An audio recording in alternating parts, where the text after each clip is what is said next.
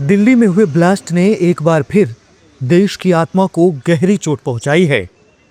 सोमवार शाम हुए इस ब्लास्ट में 10 लोगों की जान चली गई और 25 लोग गंभीर रूप से घायल हो गए। इस घटना पर बाबा और मौलवियों की भी प्रतिक्रियाएं आ रही हैं। हरियाणा के पलवल में बागेश्वर धाम के पीठाधीश्वर धीरेन्द्र कृष्ण शास्त्री और एमपी के इंदौर में कथावाचक मोरारी बापू ने हमले की कड़ी निंदा की है।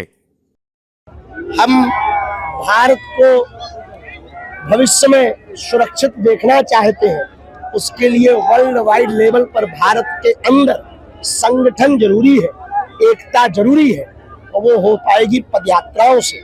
हम सनातनियों को एक करके इन सबके मंसूबों के लिए विचारधारा को परिवर्तन के हित के लिए कार्य करेंगे, कर रहे हैं, करते रहेंगे। ये तन प्राण भारत के लिए था, है और रहेगा। निश्चित रूप से इन लोगों की इस प्रकार की कृत्य और कांडों से, धमाकों से वो भारतीयों को और सनातनियों को डराना चाहते हैं। न सनातनी डरते हैं, न झुकते हैं, न पीछे हटते हैं। पदयात्रा पूरी होकर रहेगी। वो बहुत दर्दनाक हो पड़ रहा है। बहुत जो मृतक हुए हैं उसके लिए मेरी श्रद्धांजलि, उसके परिवारजनों के लिए मेरी दिलसोजी, और जो इंजर्ड हैं वो जल्दी स्वस्थ हो जाए। लेकिन भारत बहुत सतर्क रहना पड़ेगा, क्योंकि कब क्या हो पता नहीं लगता। तो ऐसी घटनाएं पीड़ा देती है। इसी के साथ शिया मुस्लिम धर्मगुरु मौलाना कल्वे जवाद ने ऐसे हमलों को इस्लाम के खिलाफ बताया है और कहा कि ऐसे लोग मुस्लिम कहलाने के लायक नहीं हैं। ये जो भी ये घटना हुई है कि ये बिल्कुल इस्लाम के खिलाफ है और इस्लाम की तालीम के खिलाफ है। इस्लाम किसी भी बेगुनाह को छोटी से आप छू नहीं सकते, उसको बुरी नीयत से मारना तो बहुत दूर की बात है। तो ये जो कुछ भी हो रहा है टोटल इस्लाम के खिलाफ हो रहा है। ऐसे लोगों को हम मुसलमान नहीं मानते, अगर हैं भी तो उनको मुसलमान से हम निकालते मुसलमान से खारिज करते हैं। और इसमें हम तो समझते हैं कि हमारे दुश्मन मुल्क जो है उनका हाथ है, इसमें इस पर जांच होना चाहिए।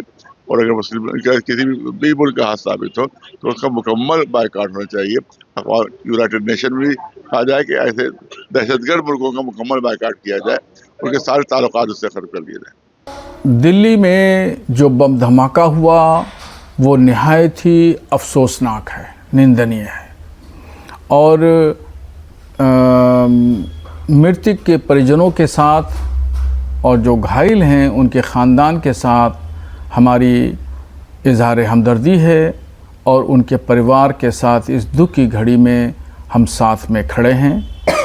और भारत सरकार से हमारा मुतालबा है कि इसकी गहनता से तहक़ीक़ और तफ्तीश करे।